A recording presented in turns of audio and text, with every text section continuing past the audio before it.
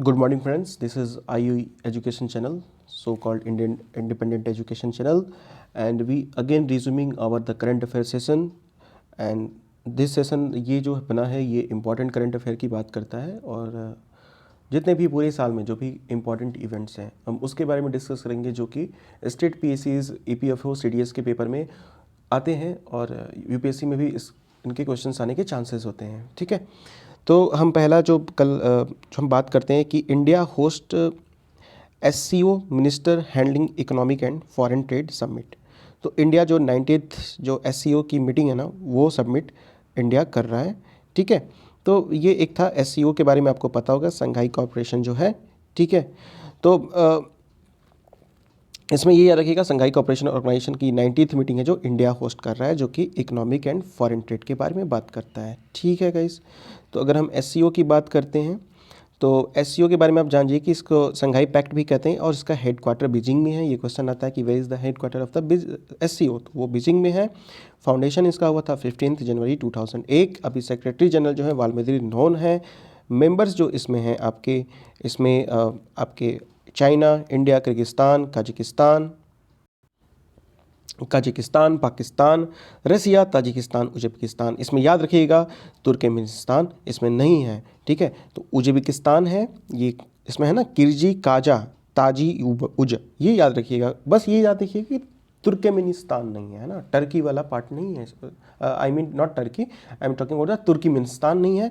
बाकी जितना स्थान है वो है इसमें, और पाकिस्तान और इंडिया भी है इसका पार्ट। ठीक है, और ये एक था। ठीक है जी, उसके बाद से एक और ये एक न्यूज़ था, इंपॉर्टेंट न्यूज़ था कि India US hold third bilateral 2+2 dialogue, ministerial dialogue in Delhi. ये 2+2 डायलॉग का मतलब होता है कि सिविलियन भी डायलॉग होता है, मतलब कि आपकी फॉरेन मिनिस्ट्री भी उसमें इन्वॉल्व रहती है एंड साथ साथ में डिफेंस मिनिस्ट्री भी इन्वॉल्व रहती है। तो अगर हम बात करते हैं डिफेंस साइड में, तो अपने डिफेंस मिनिस्टर श्री राजनाथ सिंह जी थे, एंड जो अभी जो अपने ईएमए है, मतलब एक्सटर्नल मिनिस्टर अफेयर जो मिनिस्टर हैं, तो ईएमए आपके जो डॉक्टर जयशंकर जो थे वो भी इस डेलीगेशन को लीड कर रहे थे, और वहाँ से जो सेक्रेटरी ऑफ स्टेट माइक पेम्पो थे और उनके जो सेक्रेटरी ऑफ डिफेंस मार्क इस्पर, उन्होंने इस डेलीगेशन को होस्ट लीड किया था। ठीक है, तो इंडिया और यूएस ने 5 एग्रीमेंट इन टोटल अभी तक अपना वो डील किया है। तो इसमें जो पहला है basic exchange and cooperation agreement, इसको BECA भी कहते हैं। ये ministry of defence, government of India और नेशनल जियो स्पेटियल इंटेलिजेंस जो एजेंसी है जो यूएस की है उसके बीच में हुआ है बेसिक एक्सचेंज कॉपरेशन एग्रीमेंट। इसमें मतलब कि जियो स्पेटियल इन्फॉर्मेशन हम कुछ शेयर करेंगे ना आपस में, डिफेंस के कुछ अपने शेयर करेंगे इन्फॉर्मेशन कि कौन सा एरिया टेररिज्म का हो सकता है, या फिर कोई इक्विपमेंट के बारे में कुछ शेयर करना हो। ठीक है, मेमोरेंडम ऑफ एक और अंडरस्टैंडिंग हुआ technical cooperation in earth observation and earth sciences, जैसे मिनिस्ट्री ऑफ अर्थ साइंस है और जो नेशनल ओशनिक एटमॉस्फेरिक एडमिनिस्ट्रेशन है जिसको NOAA भी कहते हैं यूएसए का, उनके साथ ये एक MOU हुआ था। तो अर्थ ऑब्जर्वेशन जो है उसमें ये करना है। आपको अर्थ ऑब्जर्वेशन के बारे में तो पता ही होगा ना, अर्थ ऑब्जर्वेशन सैटेलाइट है। अभी रिसेंट यूएस ने क्या किया था, जो इंडिया का जो गगन सैटेलाइट है उससे इन्होंने कहा कि हम आपके गगन को यूज़ करेंगे। इनफैक्ट यूएस कार्टोसैट का भी यूज़ करता है, जिसको कार्टोसैट जो 3 है ना, जो इंडिया का सैटेलाइट है, उसको शार्पेस्ट आई कहते हैं। मतलब कि आपकी गाड़ी का जो नंबर है ना वो सैटेलाइट देख के बता सकता है कि आपकी गाड़ी पे कौन सा नंबर है। तो यूएस ने कहा है, उसको अप्रूव किया है कि भाई कार्टोसैट एक शार्पेस्ट आई है। ठीक है, तो ये याद रखिएगा। उसके बाद से फिर न्यूक्लियर एनर्जी में एक कॉपरेशन हमारा हुआ है, एग्रीमेंट ऑन इलेक्ट्रॉनिक एक्सचेंज और कस्टम डेटा के बारे में भी है। फिर से उसके बाद ये field of Ayurveda and cancer research के बारे में भी है, थोड़ा बहुत ये भी है, मतलब याद रखिएगा, मतलब आयुर्वेदा में तो हम हैं ही आगे। ओके गाइज, उसके बाद से फिर एक और मैं आपको बता देता हूँ कि जो फर्स्ट 2+2 डायलॉग हुआ था वो नई दिल्ली में हुआ था 2018 में, सेकंड हुआ था वाशिंगटन DC में, और अभी जो रिसेंट वाला हुआ था वो आपका नई दिल्ली में हुआ था 2020 वाला। ठीक है गाइज, अब आते हैं 6th ब्रिक्स पार्लियामेंट्री फोरम। तो ये 6th जो ब्रिक्स के पार्लियामेंट्री फोरम है। ठीक है, तो इसमें जो पार्लियामेंट्री जो पार्लियामेंट्स हैं, है ना, जैसे सब हर कंट्री में ऑलमोस्ट पार्लियामेंट है, तो उसके जो रिप्रेजेंटेटिव होते हैं। ठीक है, तो इसमें जो चेयरमैन थे 6 ब्रिक्स पार्टनर्स पार्लियामेंट्री फोरम में, जो कि अभी रसिया को चेयरमैनशिप दी गई थी, तो वो थे व्यास्लाव वोलोदिन। ठीक है, और 5 मेंबर्स थे इसके, ब्रिक्स ब्राज़ील रसिया वाले में। ठीक है, और इंडिया था, चाइना एंड साउथ अफ्रीका, इन लोगों ने जो भी ब्रिक्स के मेंबर थे। और इंडिया साइड से ये रखिएगा, लोकसभा के जो स्पीकर ओम बिरला थे, ठीक है, वो इसमें पार्टिसिपेट लिए थे। और इसका एक ये था कि उन्होंने कहा कि BRICS country need to intensify the collective fight against the terrorism with pose the biggest threat to the human kind.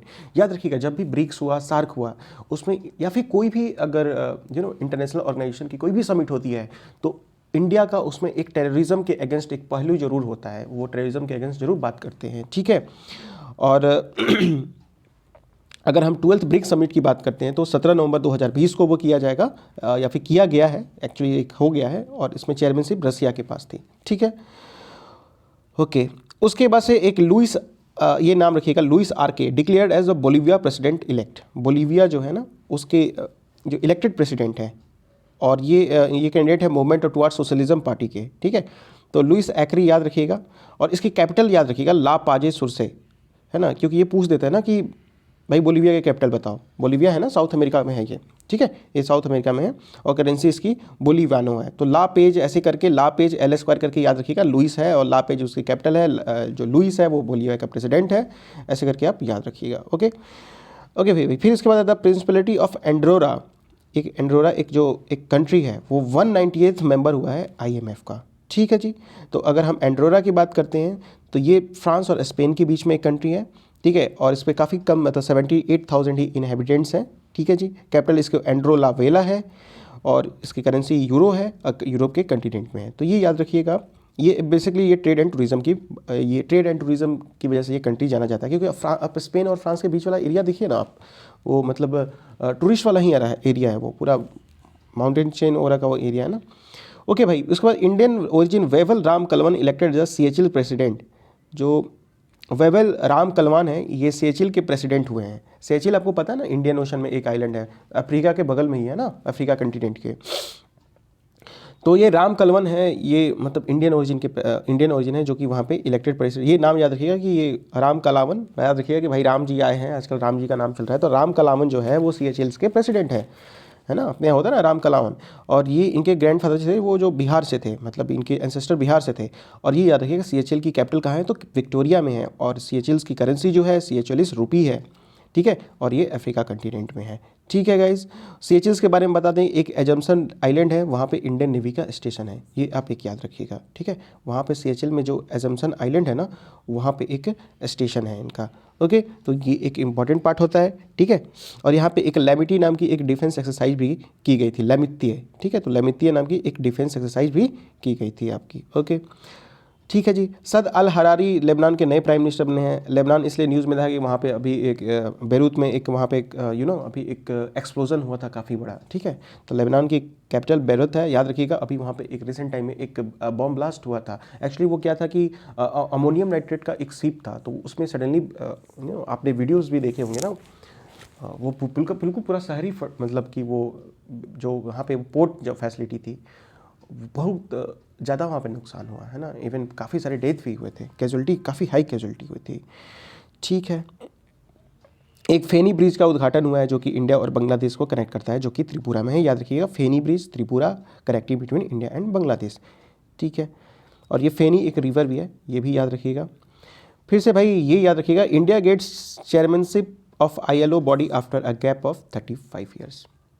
Very very important है, इसको छोड़ने का कोई चांस ही नहीं होता है। तो इंडिया को 35 साल के बाद ILO की गवर्निंग बॉडी की चेयरमैनशिप मिली है, ठीक है। और जो इसमें जो लेबर, जो अपूर्व चंद्रा हैं, वो इलेक्टेड हुए हैं एज अ चेयरपर्सन, ठीक है। ILO के बारे में अगर बात करते हैं, ये UN की एक एजेंसी है जिसका मैंडेट है to advance social and economic justice through the setting international labour standard. मतलब कि लेबर स्टैंडर्ड जो होता है ना, जो लेबर लॉज होते हैं, किस तरह से लेबर का ज़्यादा से ज़्यादा उनका उनको अच्छी कंडीशन दे, अच्छी वर्किंग कंडीशन दो, अच्छी सैलरी दो, अच्छे लेबर लॉज रखो, जिससे लेबर्स एक्सप्लॉइटेशन ना हो। इसके लिए ये एजेंसी ILO को बनाया गया था। इसका हेड क्वार्टर जिनेवा में है, हेड इसके गुइरेदर है। और ये याद रखिएगा, UN के फॉर्मेशन से पहले ही ये ऑर्गेनाइजेशन बनी थी 1919 में, तो ये याद रखिएगा। और इसके फाउंडर जो थे, इसका पेरिस पीस कॉन्फ्रेंस से था। अगर क्वेश्चन आता है ना, अब देखिए 1919 में क्या था कि उस समय मार्क्सिज्म और सोशलिज्म का एक पिक जेनिथ पे था। वो मार्क्सिज्म सोशलिज्म का मतलब कि जो कंट्री थी, रसिया थी, जर्मनी थी, वहाँ मार्क्सिज्म सोशलिज्म की, फ्रांस वगैरह में काफ़ी ज़्यादा बात होती थी। तो इसी टाइम ये बनाया गया था ये ऑर्गेनाइजेशन, ठीक है। तो ये आईलो याद रखिएगा, इंटरनेशनल लेबर ऑर्गेनाइजेशन जो है ये पेरिस पीस कॉन्फ्रेंस और 1919 में फाउंडेड हुआ था। प्रेजेंट टाइम में ये एक यूएन की एजेंसी है जो कि लेबर लॉज या लेबर के सोशियो इकोनॉमिक डेवलपमेंट की जस्टिस की बात करता है through the international labour standards, ठीक है। और इसका पेरेंट ऑर्गेनाइजेशन है UNECSC, ठीक है। उसके बाद से एक और है Singapore in the world first for facial verification. अब सिंगापुर में एक नया, अब देखिए आर्टिफिशियल इंटेलिजेंस में जब भी कोई नया इनोवेशन होता है ना, तो Singapore is the first country जहाँ कुछ ना लगे, वहाँ सिंगापुर है AI में, आर्टिफिशियल इंटेलिजेंस में। तो सिंगापुर में ये इन लोगों ने क्या किया है कि वर्ल्ड में पहली बार इन्होंने फेशियल रिकॉग्निशन को इन्होंने अपनाया है, ठीक है। तो ये यूज़ कर रहे हैं facial recognition in its national identity scheme. जैसे फेशियल रिकॉग्निशन होता है ना, आपकी आई की रेटिना हुई है ना, फेस का स्ट्रक्चर हुआ, वो सब करके, ठीक है। तो ये London based biometric facial authentication company है जिसका नाम है iProve, provides this technology. This technology will be integrated with the country's digital identity scheme Singpass नाम की एक जाएगा जो कि एक्सेस करेगा गवर्नमेंट सर्विसेज को। जैसे हम आधार कार्ड का यूज़ करते हैं ना, तो फिंगर अपना लगाते हैं ना, तो आप अपना चेहरा लगाइए, अपना मतलब आपका सिंपली फेस रहेगा, वहाँ कैमरा होगा। तो इससे क्या होगा, इसका आप पूछे ना बेनिफिट क्या होगा, तो इससे टाइम का मतलब रिडक्शन होगा ना, टाइम कम लगेगा सर्विसेज में। आप तुरंत से जाएँ, आपका फेस सामने कैमरा लगा है, आप अप्रूव हुए, आप आगे जाइए, अपनी सर्विस लीजिए, जाइए। इनफैक्ट आप ATM में भी यूज़ कर सकते हैं ना, वहाँ पे ATM में गए, आपको कुछ पासवर्ड वगैरह लगाने की जरूरत नहीं है, आप सीधे अपना चेहरा गए वहाँ पे, तुरंत से अपना ATM से पैसे निकालें, ठीक है। अब इंडिया में भले भाई लोग वो पीछे से चाकू लगा के ले जाए तो उसकी अलग बात है, ठीक है। Vishal V Sharma has been appointed India के नेक्स्ट रिप्रेजेंटेटिव है यूनेस्को के, याद रखिएगा। जो यूनेस्को में जो नए जो रिप्रेजेंटेटिव हमारे विशाल वी शर्मा है, ठीक है। यूनेस्को के बारे में बात करें तो 1945 में ये फॉर्म हुआ था, पेरिस में इसकी हेडक्वार्टर है और प्रेजेंट टाइम में इसके एजुले इसके प्रेसिडेंट है, ठीक है जी। फिर Pakistan to remain on grey list of FATF, याद रखिएगा भाई, FATF में फिर से पाकिस्तान को ग्रे लिस्ट में। जैसे पाकिस्तान एक ऐसी बदतमीज़ कंट्री है, जैसे एक आपने कहावत सुना होगा ना, कुत्ते की पूंछ में घी लगाओ वो टेढ़ा का टेढ़ा रहता है। तो पाकिस्तान को कितना भी पैसा दो ना, वो टेररिज्म में ही यूज़ करेंगे, या तो ह्यूज करप्शन करेंगे। पाकिस्तान को तो मैं मानता हूँ सबसे करप्ट कंट्री है ना। वो मतलब सोमालिया और थोड़ा इंडिया का प्रभाव है तो सोमालिया बनने से बचा है ना। तो एक बहुत ही मतलब बेकार की कंट्री है। टेररिज्म को वो छोटे छोटे बच्चों को हथियार पकड़ा देते हैं ना, ट्रेन देते हैं उनको, ये कहते हैं कि फतेह करनी है, पता नहीं किस चीज़ की फतेह और कौन सी जिहाद की बात करते हैं। मुझे तो आज तक पता ही नहीं ये जिहाद, ये कौन सी जिहाद के बारे में कहाँ बात करते हैं, ठीक है। अगर वो अलग बात है। FATF के बारे में याद रखिए 1989 में ये फॉर्म हुआ था और ये OECD जब कॉन्फ्रेंस हुई थी वहीं पे इसका पेरिस में भी इनफैक्ट आपका हेडक्वार्टर भी है। तो ये इंटर गवर्नमेंटल बॉडी है, establish in 1989 under the OECD, जो organisation for economic cooperation and development जो है उसके हेडक्वार्टर पेरिस में है। इसका मेन एम है FATF को स्टैंडर्ड्स प्रमोट करे, मतलब लीगल रेगुलेटरी करे, कि मतलब कि कहने का मतलब कि मान लो कि आपके कंट्री में कोई इन्वेस्टमेंट हो रहा है या फिर कोई पैसे आ रहे हैं, तो ऐसा तो नहीं कहीं आप उस पैसा का टेररिज्म में यूज़ कर रहे हो या फिर आप टेररिज्म को चेक नहीं कर पा रहे हो अपनी कंट्री में। तो ये लिस्ट बनाते हैं ना, ब्लैक लिस्ट, ग्रे लिस्ट, तो ये इस तरह की तो इसमें इनको रखा है। तो मेंबर कंट्रीज़ में याद रखिएगा FATF में 37 कंट्रीज़ है, इसमें अपना हिंदुस्तान, भारत भी है। 2 लिस्ट है, एक FA होता है, एक ग्रे लिस्ट होता है, एक ब्लैक लिस्ट होता है।